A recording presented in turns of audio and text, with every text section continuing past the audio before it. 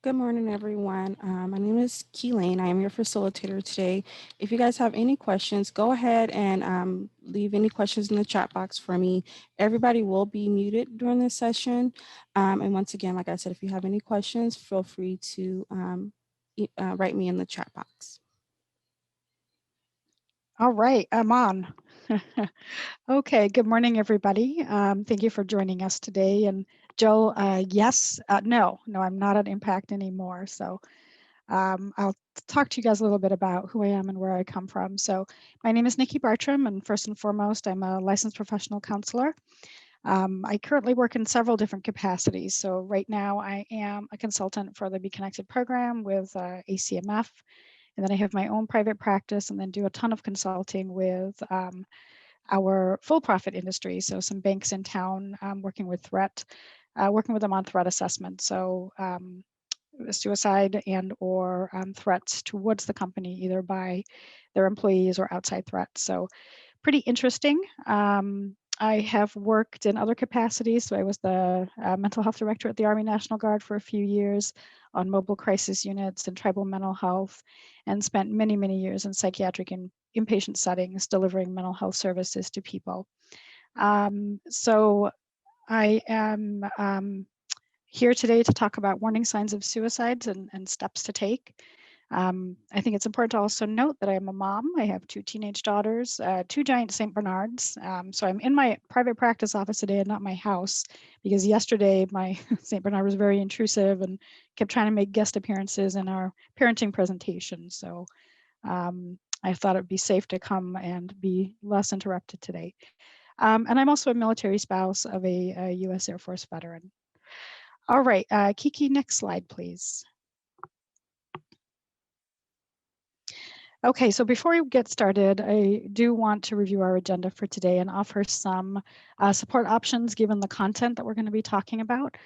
Some of our discussion today could bring up difficult feelings and emotions and concern for others. And so we wanted to make sure that you had some resources up front in case you need to reach out during this presentation or shortly after. As Kiki said, we do have the chat feature, and Kiki is one of our fabulous staff over at the Be Connected support line. So she's available to private message if you need some assistance right away. We'll be talking about why the discussion around suicide is so important. We'll be looking at some of the latest US population and military statistics. We'll briefly look at some risk factors, signs and symptoms, to make you aware when someone is thinking about suicide, and then talking about what to do if you're concerned about someone. Again, I just want to say today is not intended to be,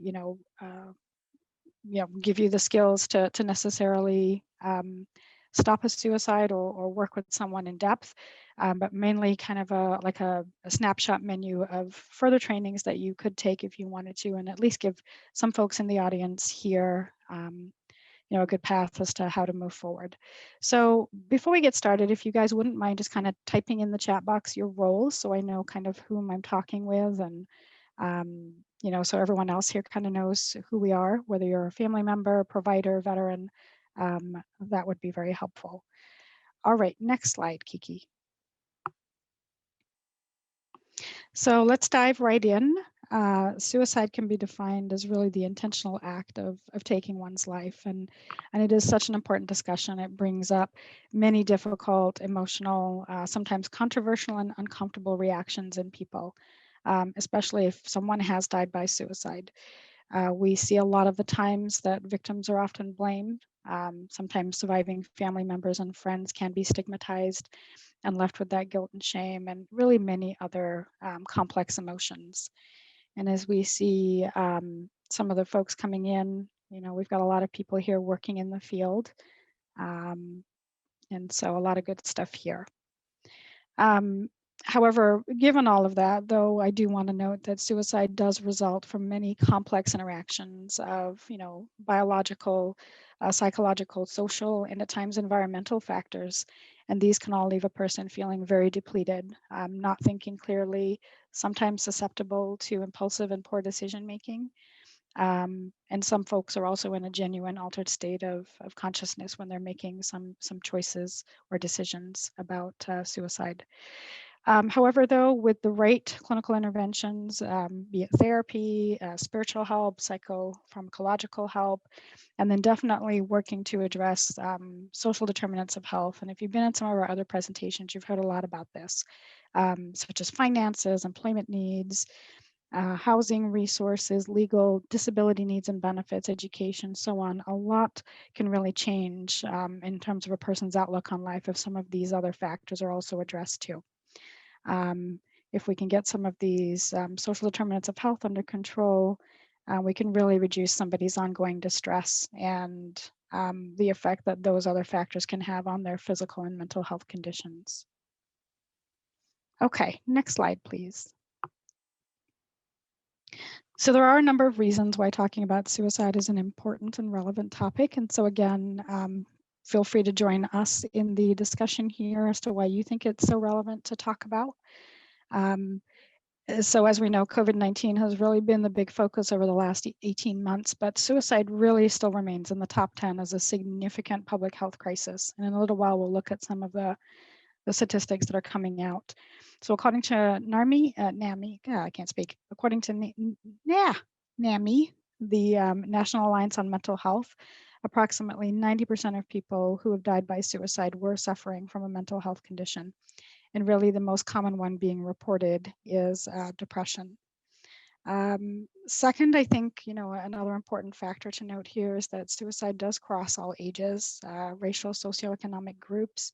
And like I said, it still remains a significant public crisis in the US. And as I was preparing for this presentation, I was looking at some statistics from other countries in the world, and it is prevalent and predominant as a cause of death in pretty much every society.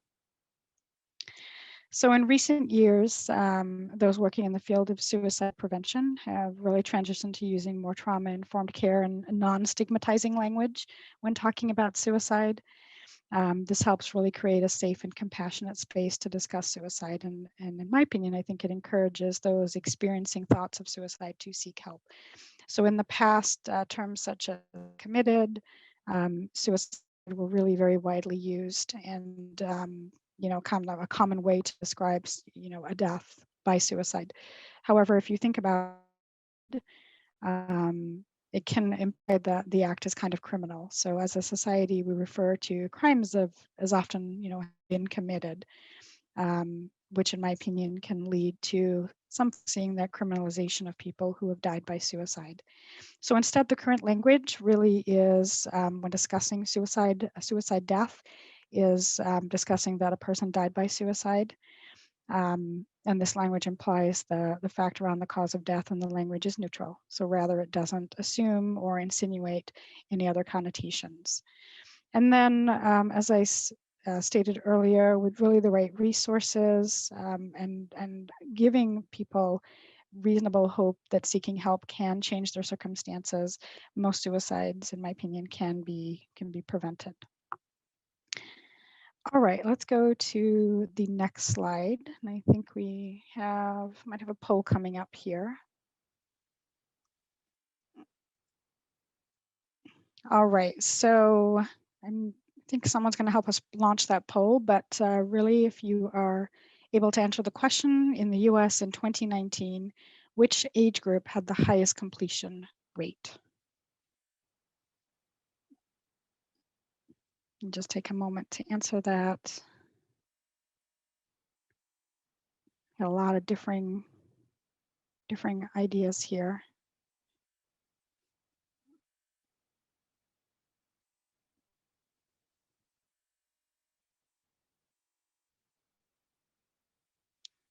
All right, and Kiki, are we almost done? We're at about 75%. Okay. And as those results come in, I'm going to go ahead and tell you guys what the statistics showed. And I'm sure, I don't know if you guys can see the poll, but I'm sure it'll pop up and be shown for everyone. So in 2019, and according to the American Association of Suicidology, and we'll talk a little more about them, the highest group that kind of squeaked in at 20.1% was actually adults aged 85 and older. So that bottom bucket there, here we go. I think it's sharing now for everyone to see. However, the second highest group at 19.6% was those in the 45 to 54-year-old group. And so this is the US population. We had most folks thinking it was 18 to 30-year-olds. And for those folks who work with military in the audience, that is actually the common group that we're seeing when we look at our suicide statistics for our military group in just a moment. Okay, next slide.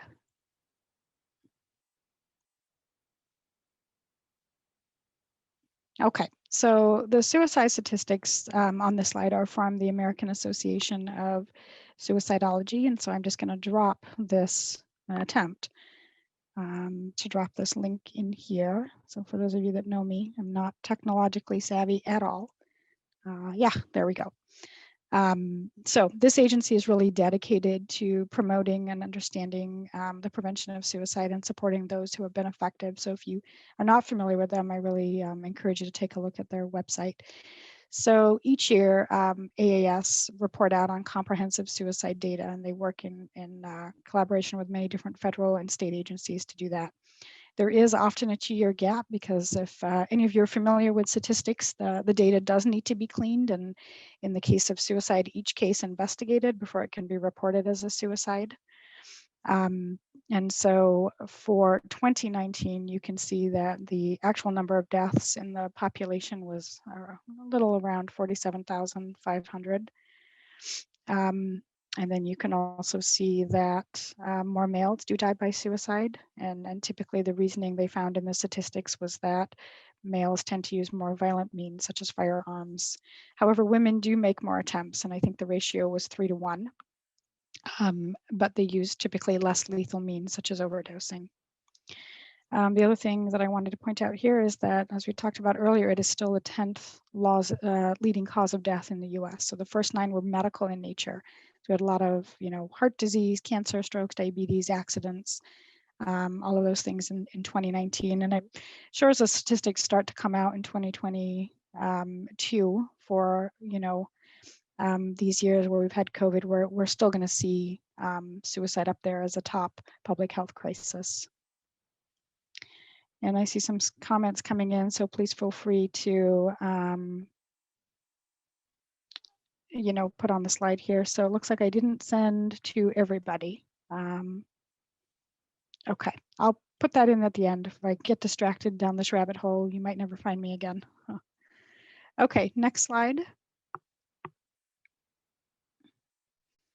All right, so let's take a look at some of our military suicide rates. And so these are comparable to the US adult population after accounting for age and sex. So every year the Department of Defense also does an annual suicide report. And so for 2019, they reported there were a total number of 498 deaths amongst the combined military makeup. So that does include active duty, guard, and reserve. And so what we can learn from this particular report, and this report's online too, as is the American Association of Suicidology reports. You guys, Google their websites, go in, they have all kinds of data going back for years on suicide. So the suicide rate for the active duty component has been pretty consistent. So while that's good that it's not increasing, it's still not going in the desired direction of decreasing. Some better news is that the 2019 rates were statistically lower for 2018 and 2017 for the Guard and Reserve forces. So that is some better news.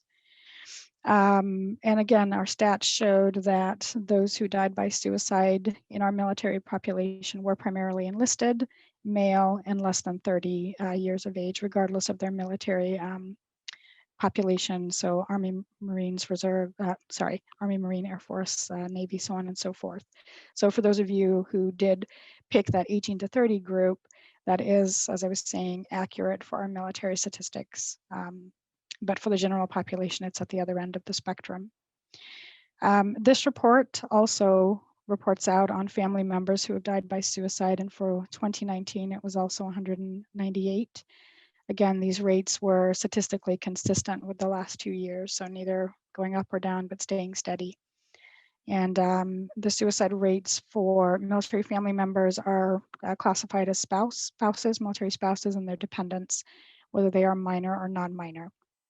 And the good news is those rates are significantly lower in the US population, accounting for sex and age, with the one exception that male spouses are statistically higher than the US average population. All right, if you guys have any comments, feel free to put them in the box about the suicide rates. And Kiki will go to the next slide. Okay, and I'm just taking a peek at these comments here. Kiki, if you see any questions, go ahead and call them out to me. All right, so let's take a look at some of our risk factors. These are really important to know because most people who are considering suicide will usually exhibit one or more of these risk factors displayed above. Though I do want to point out that only one risk factor by itself, or even two, does not necessarily mean that someone is at risk for suicide. But I felt that I wanted to point these out here today so that people have a good, well-rounded viewpoint. Suicide behaviors are very well researched, and there are several factors that have been identified as presenting risk. And so, of course, up here we have psychiatric illnesses, substance abuse, dependence, family history of suicide. This is a pretty important one. I have worked a lot with folks who have made some attempts and who have died by suicide, and there typically has been a family history. In the last 90 days, if someone's made an attempt, we want to pay particular attention to them too. A lot of times people are admitted to an inpatient mental health facility and they come out, and families and mental health professionals feel a little relief. Okay, they've been released, things must be good, they must be on a good path. But actually in my practice and in the work that I do, that is an extremely risky time.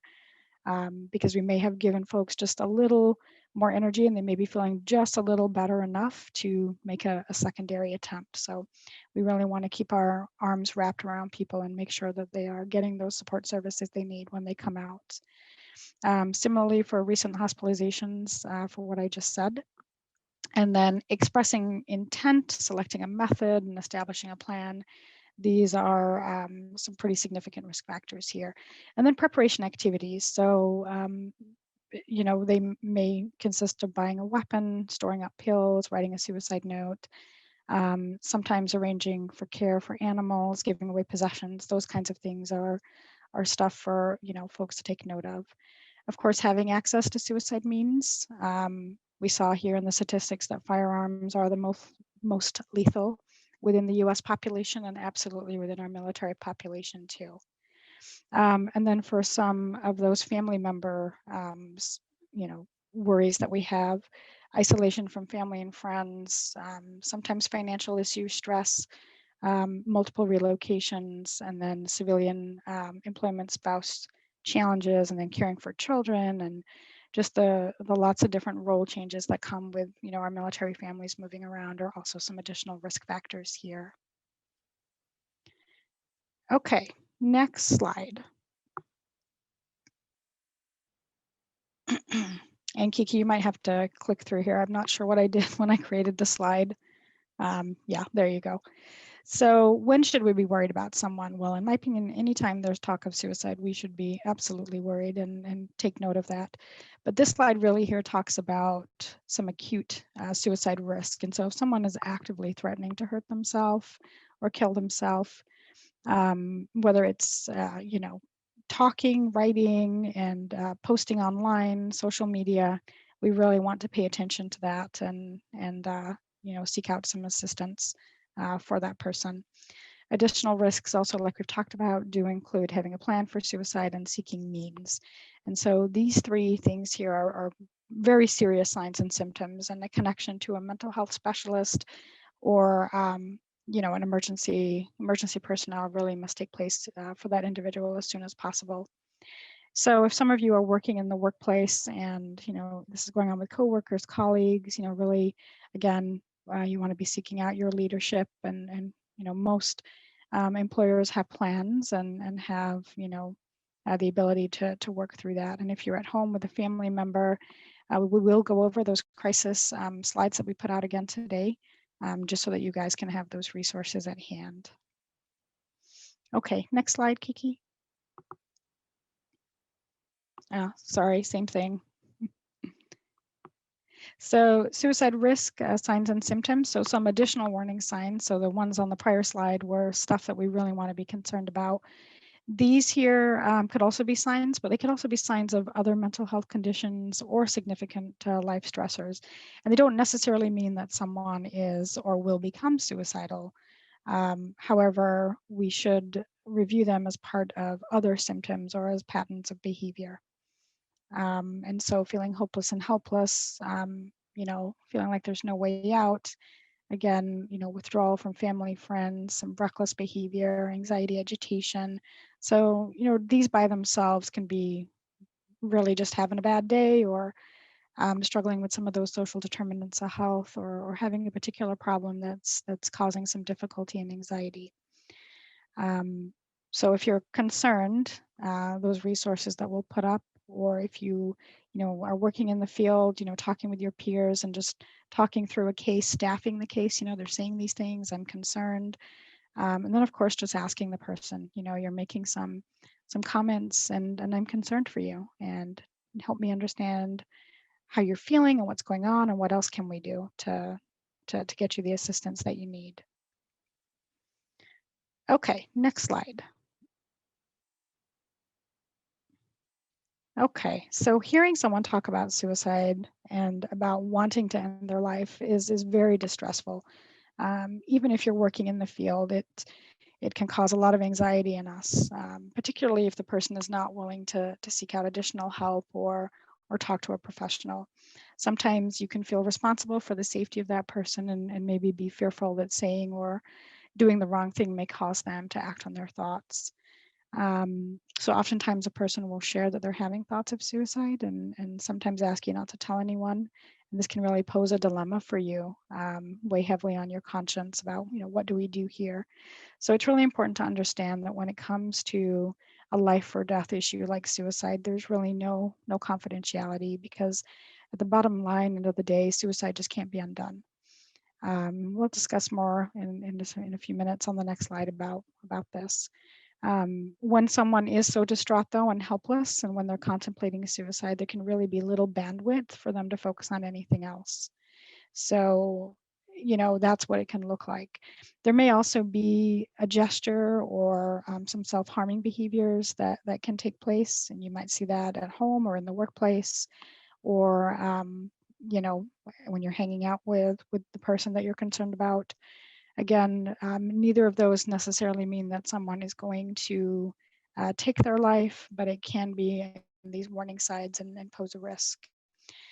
So for those of you who are in the chat, how else have you seen others express thoughts of suicide? It might be helpful to put some there for all of us.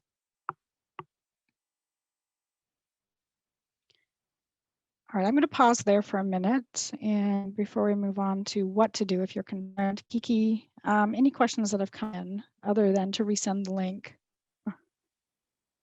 No, I don't see any questions so far. Okay. And what did I do here? I think I figured it out. So I've just posted, looks like poor Patrick, you had the link all to yourself there. So that is the website for the AAS reports, and it's a pretty decent website to look at for lots of different resources. Okay. Yeah, we've got a good statement here about moral injury as well, has been a large component, thinking about suicide. These comments coming in fast and furious. So yeah, great question, Michelle. So moral injury has become a huge issue with our military population, especially those that have been in combat. And seen things. So what we always recommend when folks come into our practice who are really struggling with this is a couple of things, right? So cognitive processing therapy is kind of the go-to therapy for PTSD from combat injuries, and sometimes that's enough to talk things through. But I always refer people to whatever spiritual guidance they seek, and to have those conversations with their priest, their chaplain, their pastors, and really delve into those things. It can be a very long process. It can take a long time for folks to kind of you know reconcile that. There is what we call a cognitive dissonance, where what has happened to somebody, their experiences and kind of their thoughts and beliefs over the issue, they don't mesh, and they're colliding, especially when that person comes out of that combat environment. And so we see that all the time. And so really just trying to have to change their thought process about the incident and putting it in perspective is really the most critical key way to do that. So someone asked a question about cutting. Can this be viewed as a sign of suicidal ideation? Um, so self-harming behaviors is an interesting thing, right? So sometimes it can be used as a coping skill, as a grounding tool in a very maladaptive way. So sometimes someone's emotional pain is so significant that they discover self-harming behaviors as giving them a physical pain, which then takes away and deflects from that mental emotional pain. Sometimes people self-harm because it's the only thing in the world that they feel they have control over. So when to do it, how often, how deep if they're cutting, the tools to use.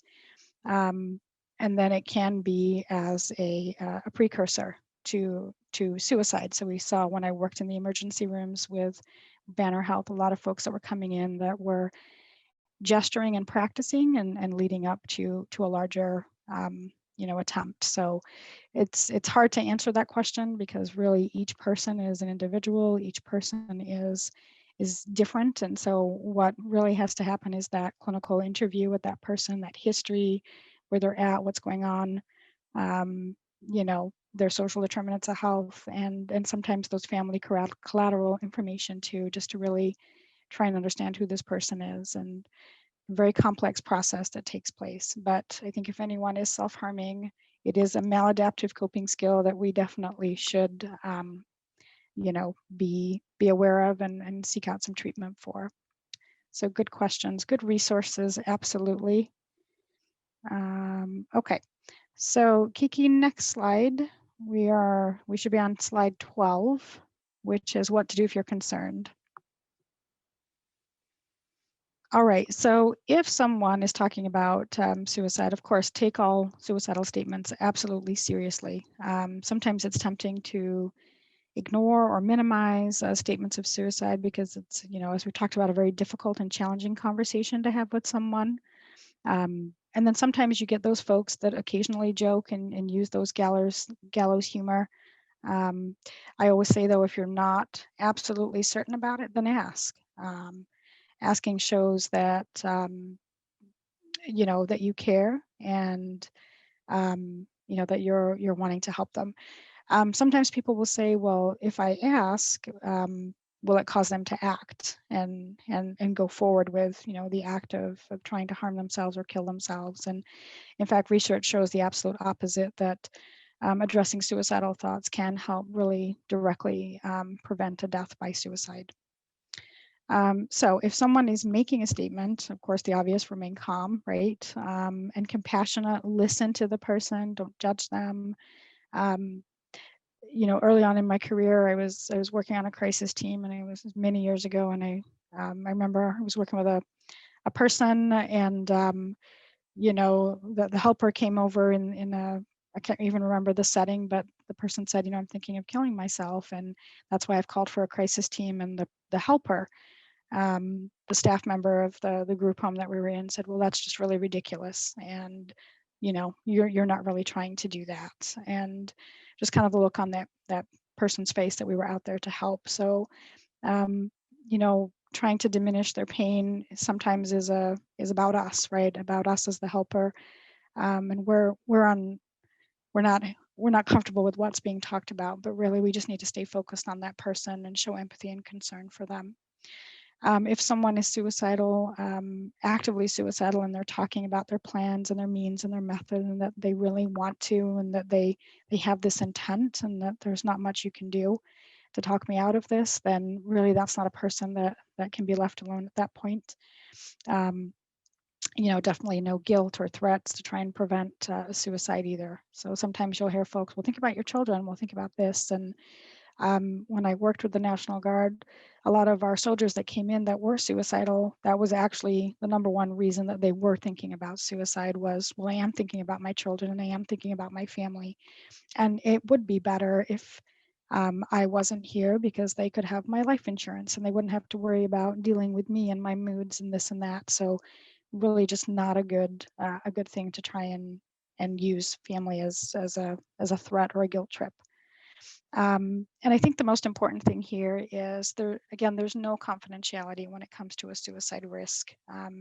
So if someone's asking you, if someone's saying, I'm thinking about killing myself, but please don't tell anyone, a good statement back to them could be, I understand you don't want me to share, but I really care too much about you, and there are supports and help out there, and I really want to get you to that. So let's see if we can find some help for you. If you're just really not sure what to do, then share concerns with a professional, just whomever's around, share that risk, share that liability, get some help in there.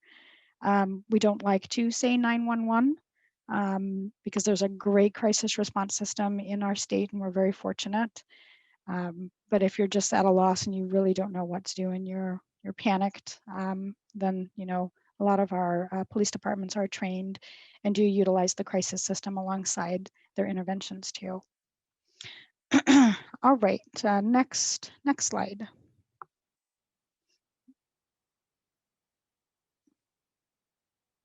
Okay, so we should be on treatment options. All right, so as discussed, it is critical to first kind of assess the risk of suicide and put in place measures to keep someone safe.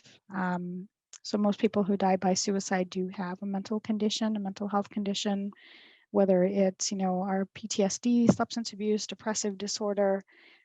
Treatment plans for these disorders should be, identified pretty early on. If someone's in mental health care, it's really important that their provider has worked on a crisis plan for them too, and shared that with the patient or the client, and then also with their families. And so some current treatment options we've got CBT, DBT, and of course we've got another CPT, so cognitive processing therapy. So a lot of C's and B's and T's in here. There are some medications that can alleviate some symptoms, depression, anxiety symptoms, those obsessive compulsive thoughts that leave people to be ruminating about certain things. And so treatment is really a good combination of, medication, psychotherapy, sometimes group therapy. And as I talked about very early on in the beginning, connecting to folks that can help with some of those social determinants of health, right? So medication, psychotherapy, very clinical approach, clinical intervention, and that's great and needed. But sometimes those approaches can't help with, I can't pay my rent, or I've got all these legal problems and I'm just not sure what to do. And certainly when I have clients in my office and any veterans or service members and their families, those are the first things that we go to usually in the first 2 sessions. So what can we alleviate? What additional stressors are you holding that are causing and increasing your ability to not, have good, clear thoughts and not function well? So how can we take some of that and hold some of that for you? Okay, so I'm gonna pause there and see if there are other questions that are coming in. Kiki, I'm scared the chat is blowing up here, but I'm scared to touch it. Have you seen any So other we questions don't coming have in? any questions. I do. No, there's not any questions. I believe they're just having conversations among themselves. Good. I love that. All right, let's go to the end and then we can take some questions if folks have any. So slide 14, so resources. Okay, so we've kind of talked about this extensively. The National Suicide Prevention Lifeline press 1 if you are a veteran. Otherwise, if you don't press 1, you'll get to your local center, which is based on your area code. So let's say you're calling from, 480, 602, you'll be routed to, the Phoenix location. And then if you're calling from an out-of-state number, even though you're physically in, Phoenix, let's say you have a New Mexico number, then you'll be routed to that center based on your area code. So very important if you're a veteran to press 1, otherwise you're going to go to these local call centers. But we don't have the Crisis Response Network's number up here yet. So Kiki, would you mind typing that in the chat for everyone? And then also maybe letting everyone know the name change for CRN too.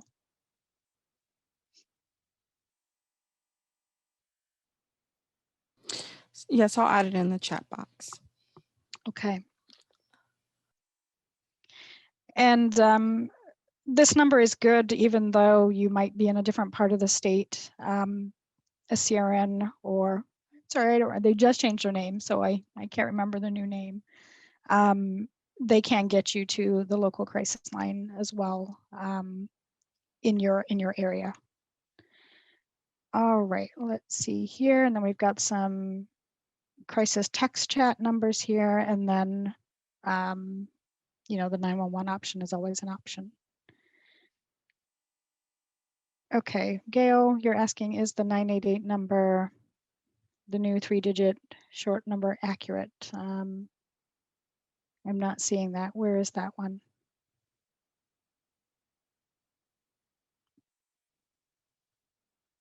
I'm not sure.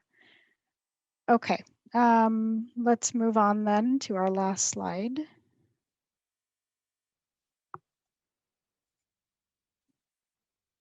Okay, so I know we've talked about a pretty intense topic today, and I appreciate your time. We've got about 5 minutes left.